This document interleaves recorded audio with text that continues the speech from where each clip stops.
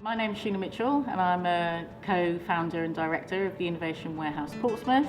We're opening up in Halpern House, which is on Hampshire Terrace, just in the University District, on the 5th of April, and we'll be open for business in terms of anyone with an idea, an entrepreneur, an inventor, anyone that wants to do something but wants to be in a vibrant environment where they can spin around ideas, check with other people, have peers to support them. We have some funding to support mentoring, training, workshops. We're going to run lots of different seminars, mash-up events, and we partner with the Innovation Warehouse in London, and that gives any of our members access to what's going on in London. My name's Amish Biro. I'm a founder of the Innovation Warehouse. Hello, I'm Tony Fish and I'm one of the founders of Innovation Warehouse. My name's Mark Cooper and I'm the Operations Director at IW. Hi, well I'm Andrew Moyler. I'm a co-director and founder of the Innovation Warehouse in Portsmouth. I'm originally from Israel. I live in London. I love everything that's going on, the diversity of what's going on in London, the energy. I hate the weather, but I'm willing to put up with that because of the diversity and the exciting life of living in a city. I'm not a country boy. What I've seen today, I've seen energetic people. So obviously around this area of entrepreneurism, there is energy all over the country. Where I was born and where I currently live is probably only a couple of miles apart. But oddly enough, several thousand miles have been lived and travelled between them. So I live in a little village in Buckinghamshire, and I was born in a local hospital. Originally I'm from Brighton, actually, on the south coast. I love Brighton and I miss it. It's just a fun town. Again, it's got a big student population, high turnover of students, and that keeps it really vibrant and interesting and buzzy. So yeah, I miss it. You get elements in London of that kind of sense of community based around student life and again that buzzy environment. So you see echoes of that, but not always. I'm based in the south coast of England. I was born in Kent and I've lived in West Sussex, just along the coast from here. I was at university in Portsmouth, so I've got some long-standing connections and did a master's degree in the area.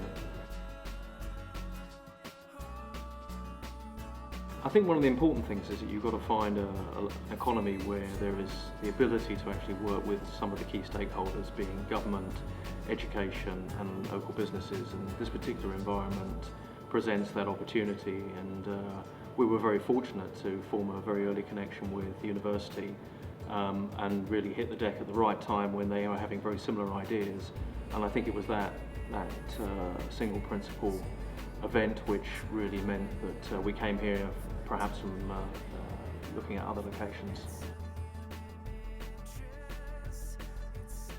It's something along the lines of, it's the don't give up kind of principle. So I think, if you really believe in the idea, you've just got to keep working at it. It's never easy. It's always two times or 10 times harder than you ever first thought, but keep going.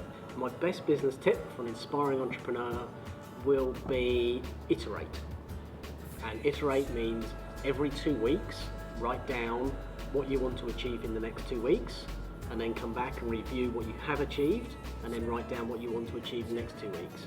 And if you don't achieve over several week periods, decide actually do something else. Fail fast and do small little iterations. Chip away at it. I think personally, I just don't tolerate the absence of it. So I don't know if I'm very good at encouraging it, but if it isn't there, I don't think, in my environment, I don't think you can survive. It's a kind of, without it, you're not able to swim, so you're going to sink. We do like people to think outside the box and really, as I say, to derive inspiration from wherever it may come from, because creativity can be a great differentiator for businesses. So yes, we do like that. A Japanese person called Sugihara, and he has a story from the Second World War. It's a kind of Schindler type of story, but what he did was he did something quite small in a sense, but he was led by his integrity. And I'm very much inspired by people who follow their integrity. So if you remember the name Sugihara, and you might look it up on the web. It's a man who followed his integrity and made some decisions that saved a huge number of lives without doing anything really special, but just following his own integrity. I mean, really, there are lots of good entrepreneurs that we sort of look up to. You know, people like Richard Branson is a good example of somebody who has become a serial entrepreneur, and you know, from small acorns has grown, you know, lots of different disparate businesses. So I would say Richard Branson is a good example of somebody that inspires me. So That's great. Thank you. The company's Wigwam Apps, and we're developing Zapan. I think the concept sounded really exciting of having several entrepreneurs all working from the same location, all like-minded people with comparable skills that we can all feed off of each other and work together with. It sounds quite exciting. So. Do you feel going into this environment will produce your product a lot further forward into the market than if you tried to do it on your own? Yes, I think so. I think it will. It'll speed up the process.